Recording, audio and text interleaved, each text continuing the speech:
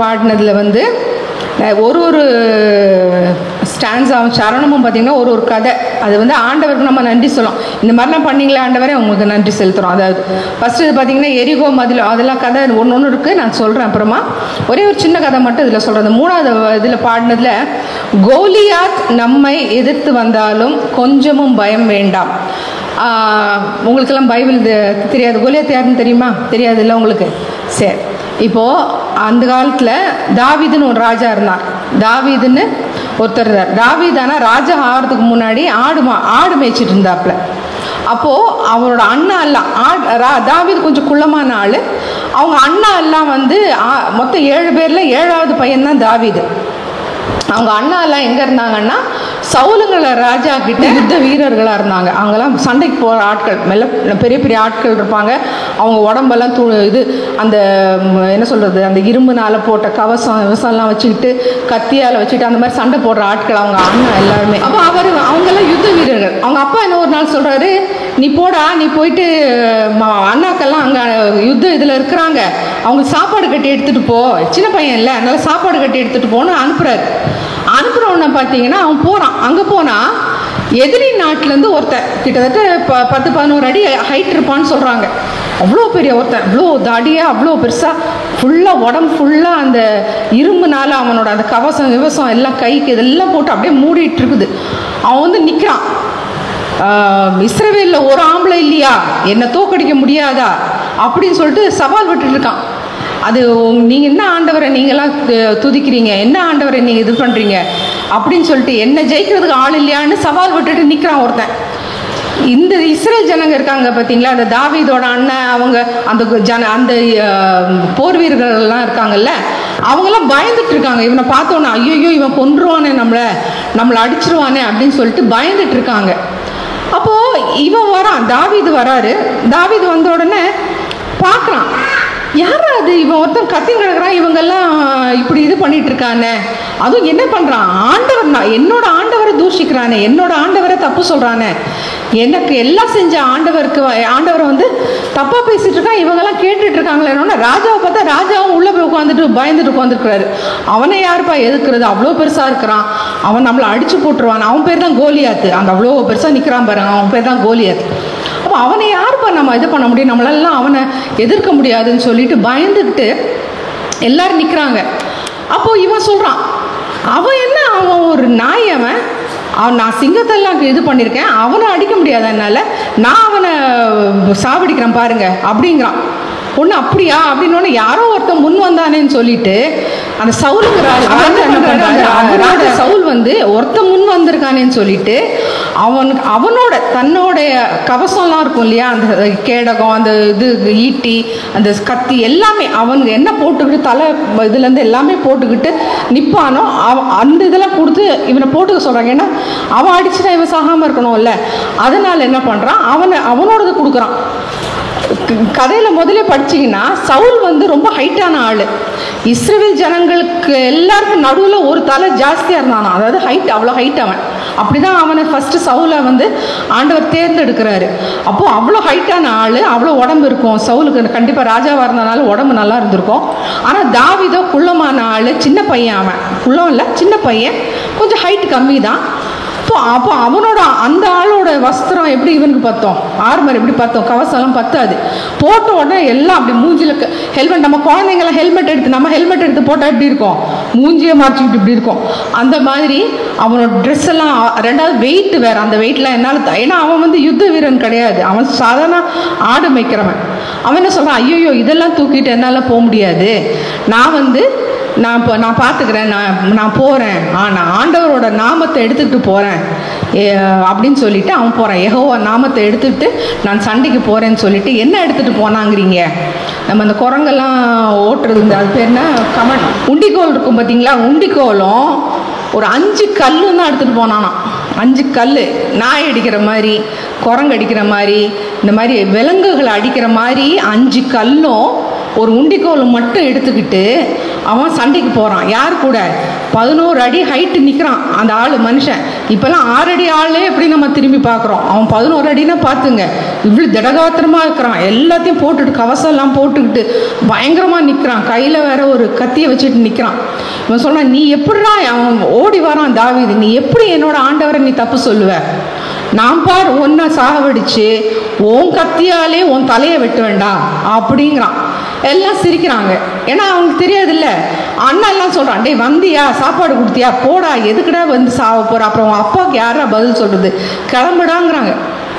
ஆனால் இல்லை, நான் அது எப்படி, அவன் நீ யாரை பற்றி தப்பு சொல்லியிருந்தாலும் பரவாயில்ல, என் ஆண்டவரை பற்றி சொல்லிட்டேன், ஏன்னா ஆண்டவர் எனக்கு அவ்வளோ நல்லது செஞ்சுருக்காரு, என்னோட ஆண்டவர் அவரை நீ தப்பு சொல்லிட்டேன்னு சொல்லிட்டு அந்த வைராக்கியம், அது எப்படி நீ சொல்லலாம் அப்படின்னு சொல்லிட்டு ஓடி வந்து அந்த உண்டிக்கோல் இப்படி அவங்க வேற மாதிரி இப்படி இருக்கும், சுற்றி அடித்து ஒரே ஒரு கல் தான் தூக்கி அடித்தான் பாருங்க. அவன் ஃபுல்லாக தலையிலேருந்து கால் வரைக்கும் அந்த இரும்புனால மூடி வச்சுருக்கான். ஆனால் ஒரே ஒரு இடம் மட்டும் ஓட்டை, எங்கன்னா அந்த நெத்தி போட்டு இருக்குல்ல, இந்த இடத்துல மட்டும் இந்த இது வந்து மூடுறதுக்கும் இந்த முகம் இப்படி மூடுறதுக்கும் கண்ணு பார்க்கணும்ல, அந்த கண்ணு பார்க்குற ஓட்டையில் இந்த இடம் மட்டும் அவனுக்கு திறந்துருந்துச்சு. அந்த கல், அந்த ஆண்டவர் செஞ்ச அற்புதம் பாருங்க, அழகா என்ன வேகத்தில் ஆண்டவர் எக்ஸ்ட்ரா வேகத்தை கொடுத்து நேராக அந்த கல் வந்து எங்கே வந்துடுச்சு, நெத்தி பொட்டுக்கு உள்ளே போய் மண்டை மூளைக்குள்ளே போய் அது பதிஞ்சு ஆன் தி ஸ்பாட் அப்படி தலை குப்புற விழுந்து அந்த 11 அடி ஆள் அப்படியே விழுந்துட்டான். விழுந்த உடனே அவனுக்கு கோவம் அடங்கலை, அவனோட கத்தி, அவ்வளோ பெரிய கத்தியை வந்து அதே எடுத்து அவன் கழுத்தை வெட்டுறான். ஹல்லேலூயா. அப்போது ஆண்டவர் நமக்காக எவ்வளோ வைராகியம் பாராட்டுறாரோ அவர் பாராட்டுறாரு. ஆனால் ஐயோ நம்ம ஆண்டவர் அவங்க தப்பு சொல்கிறாங்க, நம்ம ஆண்டவர் நம்ம எப்படி விட்டு கொடுக்கலாம் அப்படின்னு சொல்லிட்டு நம்ம ஆண்டவருக்காக நிற்கும் போது ஆண்டவர் நமக்காக இன்னும் 100 மடங்கு 1000 மடங்கு நமக்காக என்ன பண்ணுவார், நமக்கு ஐயோ என் பிள்ளை எனக்காக வைராகியம் பாராட்டுதுன்னு சொல்லிட்டு எனக்காக நிற்கிது அப்படின்னு சொல்லிட்டு அவர் சொல்வார். அப்போ அதுதான் இந்த பாட்டில் பார்த்தீங்கன்னா கோலியாத் நம்ம கோலியாத்துனா இப்போ யாரும் 11 அடி ஆள் இல்லை. கோலியாத்துங்கிறது கோலியாத்து போல பிரச்சனைகள், நம்ம பிரச்சனை இருக்குது பார்த்தீங்களா, நம்மளுக்கு மலை போல தெரியும் சில பிரச்சனைகள். ஐயோ இவ்வளோ பெரிய பண கஷ்டமா, ஐயோ 1 லட்சமா 2 லட்சமா 1 கோடியா 2 கோடியா இவ்வளோ பணத்துக்கு நான் எங்கே போவேன், அது மலை போல இருக்கும். கோலியாத்து போல நம்மளுக்கு பிரச்சனையாக இருக்கலாம். இல்லைன்னா நம்ம வீட்டில் இருக்கவங்க நம்ம சண்டை போடுறவங்களா இருக்கலாம், நம்மளை எதிர்த்து நிற்கிறவங்களா இருக்கலாம். இல்லை நம்மளுக்கு சில குழந்தைங்களுக்கு படிப்பே கோலியாத்து மாதிரி இருக்குது, இவ்வளோ போர்ஷன்ஸா எப்படி படிக்கிறது அப்படின்னு சொல்லிட்டு.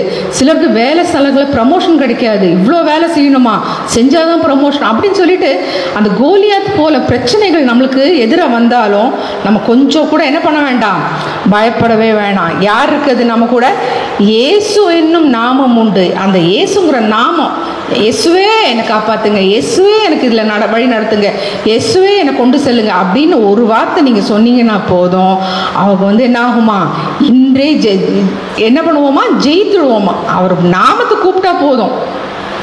எல்லா நாமத்துக்கும் மேலான நாமம் நம்ம என்ன நாமம், அது இயேசுவின் நாமம். அப்போ அந்த நாமத்தை நம்ம கூப்பிட்டா போதும், அந்த நாமத்துக்குள்ள ஒரு வல்லமை இருக்குது, அந்த நாமத்துக்குள்ள ஒரு மகிமை இருக்குது. அந்த நாமத்தை வச்சு நம்ம ஒரு அடி எடுத்து வச்சோம்னா நமக்காக ஆண்டவர் எல்லாத்தையும் கிளியராக நம்மளுக்காக விட்டுருவார். ஹல்லேலூயா. அந்த பாட்டில் அதுதான் முக்கியமானது. கோலியாத் நம்மை எதிர்த்து வந்தாலும் கொஞ்சமும் பயம் வேண்டாம், இயேசு என்னும் நாமம் உண்டு, இன்றே ஜெயித்துடும். நாளைக்கு ஜெயிக்கிறது நாளான்னைக்கு ஜெயிக்கிறதுலாம் இல்லை, அவர் நாமத்தை சொன்ன அந்த செகண்டே நமக்கு ஜெயம்தான். ஹல்லேலூயா. அதனால் உங்கள் வாழ்க்கையில் எந்த பிரச்சனையாக இருக்கட்டும், போராட்டமாக இருக்கட்டும், என்னவா இருக்கட்டும், நமக்கு ஞாபகம் இருக்க வேண்டிய ஒரே ஒரு நாமம் என்னன்னா இயேசு நாமம். ஒரு கதை சொல்லுவாங்க, எங்கள் ஹஸ்பண்டு ரவி மகாராஜ்னு சொல்லிட்டு ஒருத்தர், அவர் மனம் திரும்புறதுக்கு முன்னாடி அவர் கண்ணுக்குட்டி மாடு கடவுள்னு சொல்லிட்டு அவர் வணங்கிட்டு இருந்தாங்க. அவங்க அம்மா சொல்லுவாங்களாம், காலையில் ஏஞ்சா அதுக்கு பூ வைக்கணும், அது வைக்கணும், இது வைக்கணும்னு சொல்லிட்டு. இவர் ஒரு வாட்டி அந்த மாதிரி வைக்க போகும்போது அது முரண்டு பிடிச்சிட்டு முட்டை வந்துருச்சான். அப்போ அதுங்களுக்கே தெரியல பாருங்க, ஆடு மாடுங்க கர்த்தர் நமக்காக உருவாக்குன ஒரு கிரியேச்சர், அது நமக்காக உருவாக்கப்பட்ட ஒரு சிருஷ்டி. அப்போது அதை போய் கடவுள்னு வணங்கும் போது அதுங்களுக்கே புரியாமல் மிரண்டு போய் இவர் என்ன பண்ணிட்டாரு, இவரை போய் புதற்குள்ளே தள்ளிட்டு அது ஓடிடுச்சு. அதுக்கு என்ன தெரியும், என்ன வணங்க வராங்கன்னு தெரியுமா, தெரியல, அது மிரண்டு போயிடுச்சுன்னு. இன்னொரு இன்ஸ்டன்ஸ் கூட பார்த்தீங்கன்னா, ஒரு பாம்பு ஒன்று வந்துட்டு இருந்துருக்கு. இவங்க மெடிடேஷனில் இருக்கும்போது, தியான நிலையில் இருக்கும், ஒரு பாம்பு வந்துட்டே இருந்திருக்கு. அப்போ பாம்பு வந்துருக்கும்போது பாம்பை பார்த்தோன்னே பயந்துட்டு அவருக்கு தெரிஞ்ச எல்லா கடவுளையும் அவர் கூப்பிட்டுருக்காரு, என்னை காப்பாற்று எங்க காப்பாற்று. கடைசியாக ஒன்று அவங்களுக்கு ஞாபகம் வந்திருக்கு. அவங்க அம்மா சொன்னாங்களாம், எல்லா கடவுளையும் கூப்பிட்டுப்பாரு, யாருமே பதில் சொல்லலைன்னா இயேசுன்னு கடவுளை கூப்பிடு, அவர் கண்டிப்பாக உனக்கு பதில் கொடுப்பாரு. சரி, அந்த இயேசுங்கிற கடவுளை நம்ம கூப்பிடலாமேன்னு சொல்லிட்டு இயேசுவே என்னை காப்பாற்றுங்கன்னு சொன்னாராம்.